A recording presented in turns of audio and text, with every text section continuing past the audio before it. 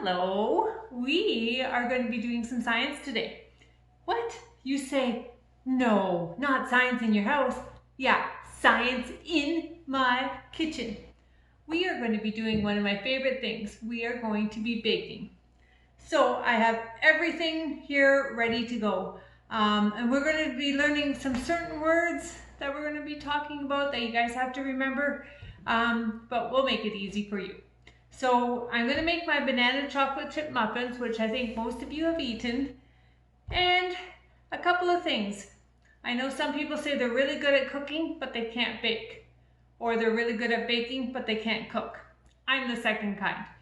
Baking really is a science. You have to take your recipe book and you have to follow your recipe exactly, or it turns out weird, right? So first, I have my bananas. They're already mashed up, ready to go. And then I'm going to get half a cup of sugar. When you're doing things like this, you have to make sure that it is really evened out. I always take the back of my knife and even it out perfectly. We are going to be making a mixture called a homogeneous mixture. Hopefully it'll show up right there. With a homogeneous mixture, it's mixed thoroughly, so you will not be able to separate it out. There's also one called a heterogeneous mixture. It is when it's not mixed thoroughly. So I was going to show you this.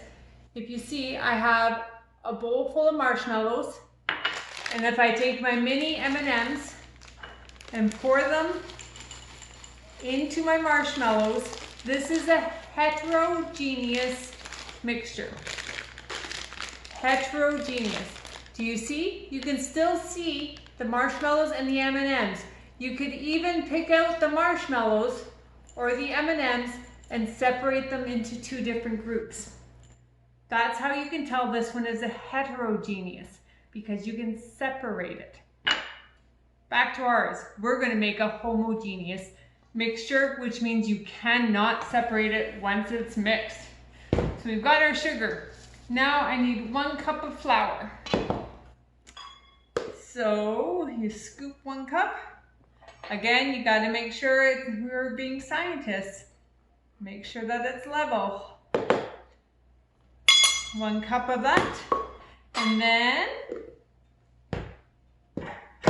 in mine, the secret ingredient is this. I don't even want to tell you. Oh, it's mayo.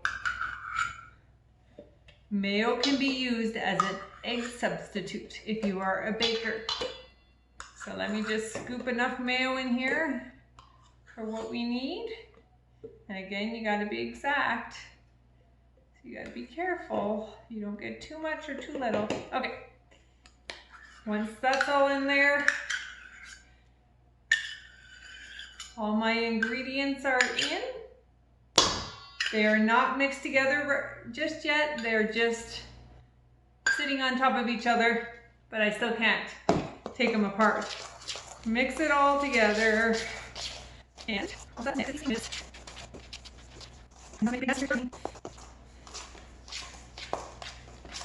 then you will get a homogeneous mixture. There's no way you can pick out the flour and the sugar and the mayo from this bowl now. As you can see, even when I get to the good part, which is the chocolate chips, which is right here, couldn't find them, hold on. Pour them in,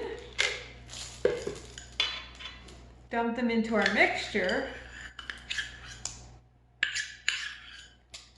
There you go. It is still a homogeneous mixture because you cannot separate those chocolate chips out. Remember, with the heterogeneous one, you can pick out those M&Ms. There's no way you can pick out the chocolate chips in this. And that is it. And you can load up your muffin tins and be on your way. Just drop it right in there.